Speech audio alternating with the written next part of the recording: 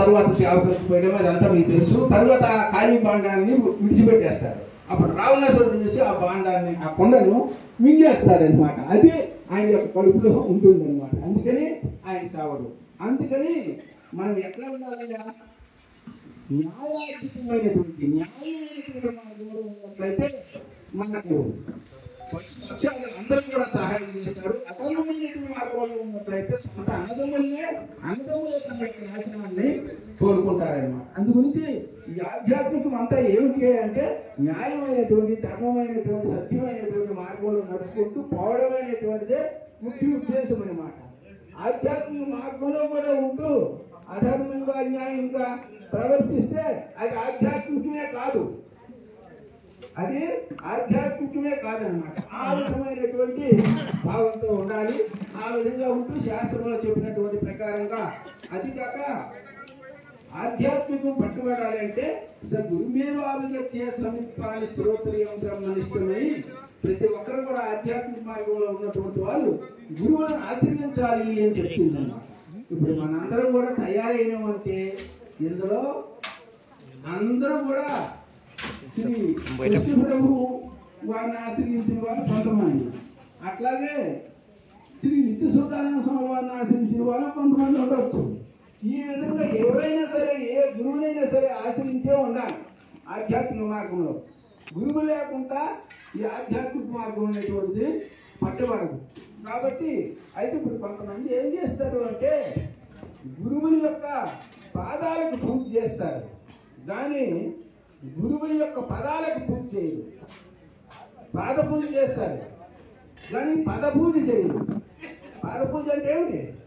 పాదాల కడిగి బొట్లు పెట్టి పూజ చేస్తారు, కానీ పద పూజ అంటే ఏమిటి?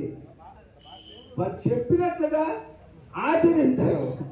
రెండు ఉండాలి, పాద పూజ ఉండాలి, పద పూజ కూడా ఉండాలన్నమాట. అప్పుడే ఉన్నతమైనటువంటి కలుగుతుంది అనమాట. ఆ విధంగా ఇటువంటి విషయాలన్నీ కూడా తెలియాలి అంటే ఇటువంటి సమావేశాలు కూడా ఉండాలి. ఇటువంటి సమావేశాలు ఉన్నట్లయితే అప్పుడు ఇటువంటి విషయాలన్నీ కూడా గురువుల ద్వారా, పెద్దల ద్వారా తెలుసుకునేటటువంటి అవకాశం ఉంటుంది అనమాట. అందుకని ఇటువంటి సమావేశ కార్యక్రమాలు, ఇప్పుడు గీతా జయంతి అని, వార్షికోత్సవాలని ఇవన్నీ ఎందుకు పెడుతున్నారు అంటే ఈ జ్ఞానబోధ చేయడం కొరకే అవన్నీ పెడుతున్నారు. అయితే కేవలం జ్ఞానబోధ చేస్తే వస్తారంటే రాదు. అందుకని యజ్ఞము, యాగము, దానము, ధర్మము పెట్టినట్లయితే అది తప్పకుండా వస్తారు. వచ్చినటువంటి వారికి ఈ ఆత్మజ్ఞానాన్ని బోధించవచ్చు. అది కాక ఈ ఆత్మజ్ఞానానికి అందరూ అర్హులే. పూర్వకాలం మలయాళ స్వామి వారు ఉండే సమయంలో ఈ ఆత్మజ్ఞానం అనేటువంటిది అగ్రజాతికే కలుగుతుంది తప్ప అన్యులకు కలగదు అని అగ్రజాతి వాళ్ళు వ్యతిరేకించేవాళ్ళు అనమాట. వ్యతిరేకిస్తే సద్గురు మహర్షి మలయాళ స్వామి వారు కూడా వాళ్ళు వ్యతిరేకించినారట. ఎందుకు కలగదు, ఎందుకు ఆత్మజ్ఞానానికి అర్హులు కాదు అని అంటే అందరూ అర్హులని చెప్పినారు మలయాళ స్వామి వారు. ఎట్లాగా అర్హులయ్యా అందరూ అని అంటే, ఇప్పుడు ఒక ఆయనకి అనారోగ్యం వచ్చింది. అనారోగ్యం వస్తే మందు ఎవరు తినాలి? వాడే తినాలి. పత్యం ఎవరు ఉండాలి?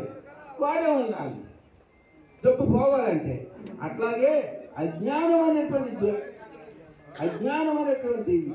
వ్యాధి, రోగము అందరికీ ఉంది. పురుషులకి, స్త్రీలకి, అన్ని జాతుల వారికి, అన్ని లింగాల వారికి, అన్ని ప్రాంతాల వారికి ఉంది. కాబట్టి ఆ అజ్ఞానం అనేటువంటి ఆ వ్యాధి పోవాలంటే జ్ఞానం అనేటువంటి ఔషధాన్ని ప్రతి ఒక్కరు కూడా ఆత్మజ్ఞానము అవసరము. ఆత్మజ్ఞానం వల్ల